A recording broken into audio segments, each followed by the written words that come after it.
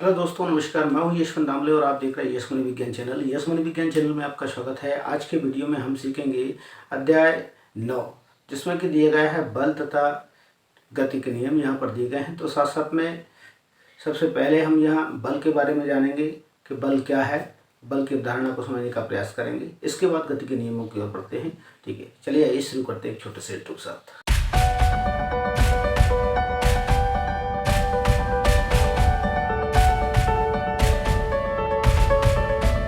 गति के नियम।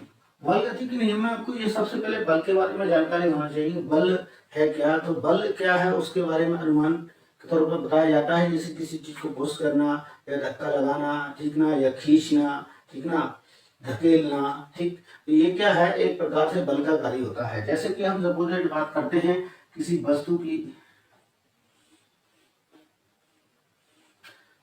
ये कोई वस्तु रखी गई है और ये रखी गई है किसी मेज पर रखी गई है। जिसे हम यदि पुश करते हैं, धक्का मारते हैं, तो ये वस्तु इस दिशा में आगे की ओर बढ़ती है, अर्थात आगे की ओर इसमें गति हो जाती है, ठीक है। और ऐसे ही यदि इसकी दूरी हम डिस्टेंस बढ़ा देते हैं यहाँ पर, ठीक, यहाँ देखते हैं तो इस दिशा में गति होती है, गति हो रही है। इस गति को रोकने के लिए भी हमें फोर्स अप्लाई करना पड़ेगी, अर्थात बल लगाना पड़ेगी, तब यहाँ पर ये गति रुक जाएगी। अर्थात गति को धीमा करने के लिए भी हमें उसे बल लगाना पड़ेगा या उस वस्तु को रोकना पड़ेगी। जो रोकने के लिए कार्य किया गया वहां पर वो एक प्रकार से बल के रूप में कार्य किया जाता है। सडनली जैसे कोई देखा जाए तो कोई फुटबॉल प्लेयर है और वो भी फुटबॉल में किक मारता है, तो फुटबॉल में जब वो किक मारता है कंडीशन यहाँ आप इस प्रकार से देखेंगे, ये यदि किक मारने का कार्य कर रहा है, ठीक ना, और यहाँ पर ये फुटबॉल में यदि किक मारता है तो ये फुटबॉल वास्तव में देखा जाए तो ऊपर की ओर उछाल लेती है, यहाँ से इस डायरेक्शन में, ठीक, ऊपर की ओर उछाल लेगी, फिर डाउन आ जाएगी। ये डाउन आने का कारण क्या है, नीचे आने का कारण क्या है, ऊपर गई, ऊपर जाने के बाद फिर नीचे आएगी, तो नीचे आने का कारण क्या हो जाएगा, यहाँ पर देखेंगे बल केवल एक ही बल लगाया गया है, फुटबॉल ऊपर जाएगी, जाने के पश्चात उसके ऊपर फोर्स कार्य नहीं करेगा, इसके पश्चात वह नीचे की ओर आने लगती है। तो ये यहाँ पर क्या है, बल का मान कम हो जाता है और वह फिर नीचे की ओर डाउन आने लगती है, ये है। और इसे बल लगाकर फिर दूसरा प्लेयर यदि है तो उसे बल लगाकर उसकी गति की दिशा को चेंज भी कर सकता है। यहाँ पर हम कह सकते हैं कि कोई अदर प्लेयर यहाँ पर है तो वो उसकी डायरेक्शन को चेंज भी कर सकता है, यहाँ से बल लगाकर और उसकी डायरेक्शन को चेंज भी कर सकता है, बल लगाकर उसकी दिशा को बदल सकता है। तो ये कहा जाता है कि बल लगाकर वस्तु की गति की दिशा को भी बदला सकता है, उसके परिमाण को भी बदला सकता है, वेग को भी बदला सकता है। तो बल से तात्पर्य यही है। तो बल में यहाँ पर हम देखेंगे किसी गेट को यदि हमें खोलना है तो भी उसे पुश करना पड़ेगी, बल लगाना पड़ेगी गेट खोलने के लिए। ये सारी चीजें बल के ऊपर डिपेंड करती है, ठीक।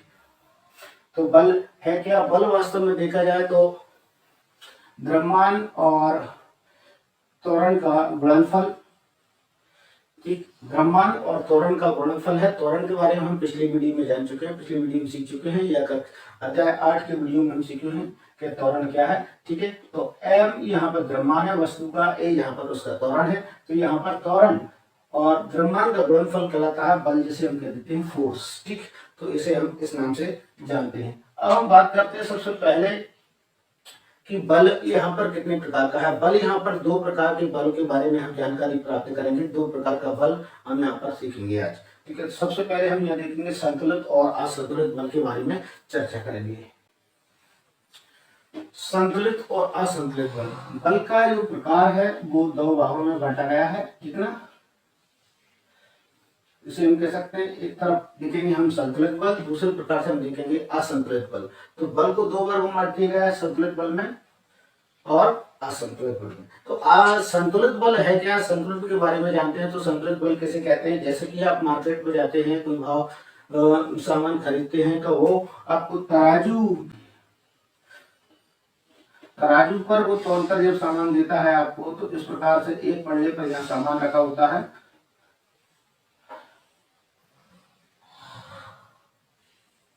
तो दूसरे पल्ले पर बाट रखा होता है, ठीक है। तो यहाँ पर वजन रखा जाएगा या बाट रखे जाएंगे, ठीक ना, और यहाँ पर आपका सामान रखा जाएगा, जो भी सामान है वो सामान रखा जाएगा। दोनों के पल्ले यदि आपको संतुलित दिखाई देते हैं, एक ही समान जो तुला की दंड होती है वो कैसी दिखाई देती है, सीधी दिखाई देती है, समान दिखाई देती है, तो उसे अपन कह देते हैं संतुलित है, मतलब बराबर है, ठीक, ये अपन कह देते हैं। तो यहाँ पर संतुलन की स्थिति बनती है। ठीक, अब हम दूसरे प्रकार से इसे समझ लेते हैं। किस प्रकार से हम ये समझेंगे, चलिए एक बॉक्स के ऊपर फोर्स का अप्लाई यहाँ पर हम देखेंगे किस प्रकार से होता है। ठीक, ये देखिए सबसे पहले एक व्यक्ति यहाँ पर से बल लगाता है और बल लगाने के लिए ये दोनों हाथ इस डायरेक्शन में से पुश कर रहा है और पुश कर रहा है, तो ये बल की सहायता से इधर पुश करने की कोशिश कर रहा है, धक्का मार रहा है।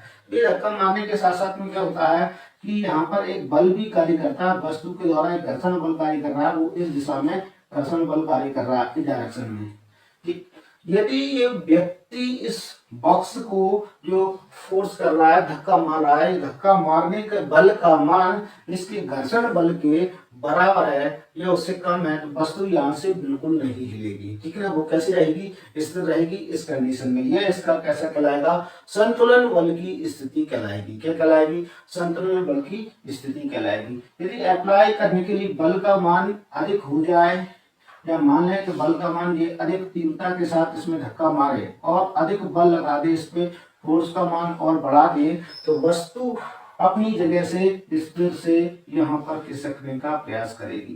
क्यों करेगी, क्योंकि यहाँ नीचे लगने वाला जो घर्षण बल है, ठीक ना, यहाँ पर नीचे लगने वाला जो घर्षण बल है वो वास्तव में कम हो जाएगा और ये F का मान अधिक हो जाएगा।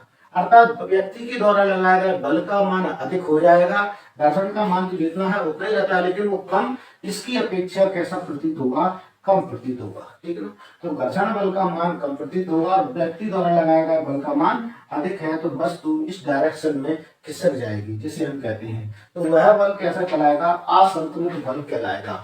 क्या कहलाएगा, असंतुलित बल कहलाएगा। यहाँ से आप संतुलित बल और असंतुलित बल के बारे में से समझ सकते हैं। और असंतुलित बल के बारे में हम चर्चा करते हैं। अभी यहाँ पर बनाया गया है, स्लाइड आपका यहाँ पर बनाया गया है और यहाँ देख रहे हैं कि किसी व्यक्ति को यहाँ पर इस बॉक्स को ऊपर की ओर पुश करना है या धक्का मारना है, इसे इसके ऊपर चढ़ाना है। ठीक है, ये बॉक्स है, बॉक्स को व्यक्ति को ऊपर ले जाना है, मतलब इस साइड में पुश करना है, डायरेक्शन इसकी ये है, धकाना है। इसे धकाने के लिए व्यक्ति को जरूरी है कि यदि ये स्लाइड करके नीचे भी ले सकता है, ये नीचे वाला बल कार्य करेगा इसे नीचे लाने के लिए। ठीक ना, ये बल काम कर रहा है इसे नीचे लाने के लिए और ये बल काम कर रहा है इसे ऊपर धकेलने के लिए। यदि ये दोनों बलों का मान बराबर है तो वह बॉक्स कैसा रहेगा, फिक्स रहेगा, स्थिर रहेगा। ठीक, यदि व्यक्ति द्वारा यहाँ पर जो बल लगाया जा रहा है, ठीक, वो बल का मान जो अप्लाई किया जा रहा है, जो बल का मान अप्लाई किया जा रहा है, वो बल का मान यदि अधिक हो जाए, इस बल का मान कैसा हो जाए, अधिक हो जाए, किससे, इससे घर्षण बल से। व्यक्ति के द्वारा अप्लाई किए गए बल का मान अधिक होगा घर्षण बल से, तो वस्तु ऊपर की ओर खिसकना प्रारंभ हो जाएगी, ऊपर की ओर चलना प्रारंभ हो जाएगी, इस डायरेक्शन में जाना प्रारंभ हो जाएगी। यदि व्यक्ति द्वारा लगाए गए बल का मान इसकी अपेक्षा कम है, घर्षण बल से कम है, तो वस्तु फिर इस डायरेक्शन में नीचे की ओर खिसकना प्रारंभ हो जाएगी। यहाँ से आपको ये बात समझ आ रही होगी कि वास्तव में इस प्रकार का बल जिसके कारण वस्तु में गतिशीलता उत्पन्न हो जाती है, वो असंतुलित बल के कारण ऐसा हो पाता है। संतुलित बल में वस्तु अपने स्थान पर फिक्स रहती है, जिसे हम कहें तो वो अपने स्थान से नहीं हटेगी, अर्थात वो स्थिर बनी रहेगी। अभी हमने यहाँ पर वस्तु के बारे में, बल के बारे में यहाँ पर देखा है। तो बल का जो मान होता है वस्तु के ऊपर अप्लाई किया जाता है, बल बराबर जो सूत्र होता है हम जानते हैं, F बराबर ma बल का सूत्र है। ठीक है ना, और इसका मान निकाल लेते हैं। तो बल बराबर F बराबर ma है, तो m का मान होता है द्रव्यमान, m बराबर क्या है, द्रव्यमान है, और द्रव्यमान को मापा जाता है किलोग्राम में, केजी में। ठीक है, द्रव्यमान को केजी में मापा जाता है। और यहाँ पर त्वरण का जो मात्रक है, त्वरण जो है वो वास्तव में क्या है, त्वरण का मान होता है मीटर सेकंड इनवर्स का। तो इसकी जो इकाई हो जाएगी, बल की जो इकाई रहेगी वो वास्तव में रहेगी किलोग्राम मीटर प्रति सेकंड, या किलोग्राम मीटर सेकंड इनवर्स के नाम से जानी जाएगी। ये इकाई बल की इकाई कहलाएगी। इसके बाद हम देखेंगे इसमें गति के नियम को हम इसमें शामिल करेंगे। चलिए हम गति के नियम के बारे में भी चर्चा करेंगे, यहाँ पर अगली वीडियो में आपको बताएंगे। आज के वीडियो में इतना ही। हर बार की तरह कहना चाहेंगे हर बार की तरह कहना चाहूंगा, यदि आप मेरे चैनल पर नए हैं और अभी तक आपने यदि चैनल को सब्सक्राइब नहीं किया तो प्लीज सब्सक्राइब को प्रेस कर दीजिएगा, बेल आइकन को प्रेस करना ना भूलें। बेल आइकन जैसे ही प्रेस करेंगे आप, वीडियो अपलोड होते ही इसका नोटिफिकेशन आप तक पहुंच जाएगा। वीडियो अच्छा लगता है लाइक कीजिएगा, दोस्तों के साथ में शेयर कीजिएगा।